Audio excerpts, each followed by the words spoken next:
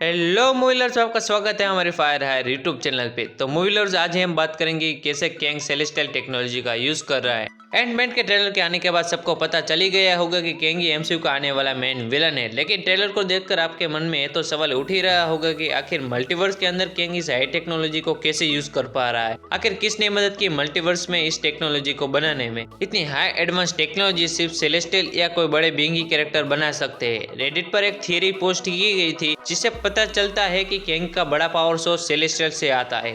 Ant-Man and the wasp क्वांटमिनेटर के trailer में हमें क्रिस्टल बॉल दिखाई गई थी जो कैंग की दुनिया का पावर सोर्स है, और ऐसी ही टेक्नोलॉजी वाली चीजें हमें इटर्नल्स मूवी में भी देखने को मिली थी। क्रिस्टल बॉल की design world force in the eternals जैसी दिखती है, और world force in the eternals वही जगह है जहाँ अरिसम द जज इटर्नल्स को क्रिएट करता है। और उसी दौरान हमें वॉल ऑफ मेमोरीज भी देखने को मिली थी जिसमें इटर्नल्स की मेमोरीज रहती थी। और उस यादों को देखकर सेलेस्टियल ये पता लगाते थे कि सेलेस्टियल के जन्म लेने के बाद इटर्नल्स के साथ क्या क्या होता है, जिससे वो आगे जाके इटर्नल्स के पास कुछ सीख सके और इटर्नल्स में कुछ चेंजेस कर सके। एडिट की थियरी तो यही कहती है कि जो क्रिस्टल बॉल है जो कैंग यूज करा है वो वॉल ऑफ मेमोरीज जैसी दिखती है। इससे तो यही पता चलता है कि कैंग सेलेस्टियल टेक्नोलॉजी का यूज कर रहा है मल्टीवर्स में अपनी पावर बढ़ाने के लिए। और शायद बात कुछ अलग भी हो सकती है कि कैंग वॉल ऑफ मेमोरीज या सेलेस्टियल टेक्नोलॉजी का यूज करके उसने क्रिस्टल बॉल को कुछ अलग पर्पस के लिए बनाया हो। अभी तक मार्वल ने एक्सप्लेन नहीं किया है क्या कि कैंग चाहता क्या है, इसलिए गेस करना हार्ड है कि कैंग किस वजह से सेलेस्टियल टेक्नोलॉजी का यूज कर रहा है। इसके के साथ कई सारे सवाल भी उठते हैं कि कैंग को ये टेक्नोलॉजी कैसे मिली, या उसने इस टेक्नोलॉजी को चुराया या सेलेस्टियल ने खुद उसे ये टेक्नोलॉजी दी थी।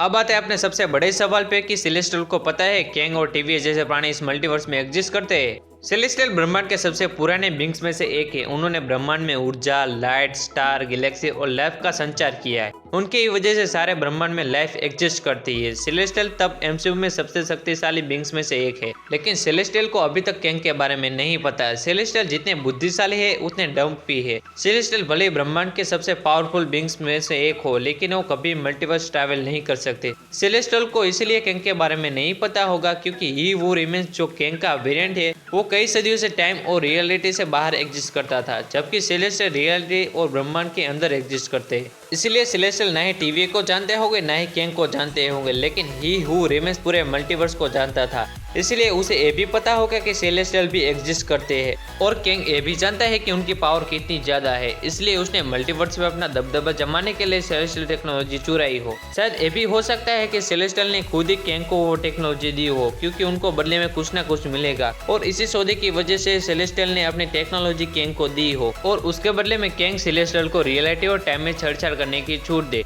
तो अगला क्वेश्चन ये आता है कि आखिर एमसीयू में ही वो रिमेन्स ने सेलेस्टियल टेक्नोलॉजी कब और क्यों यूज की, जिसकी थियरी यही है कि जब कैंग और उसके वेरिएंट और सभी दुनिया के बीच जब मल्टीवर्स वॉर स्टार्ट हुआ और जब ही वो रिमेन्स ने वो लड़ाई जीत ली, तब सेलेस्टियल और गॉड्स ने मिलकर एग्री किया कि उनको मल्टीवर्स वॉर रोकने के लिए उन्हें टीवी बनाना चाहिए।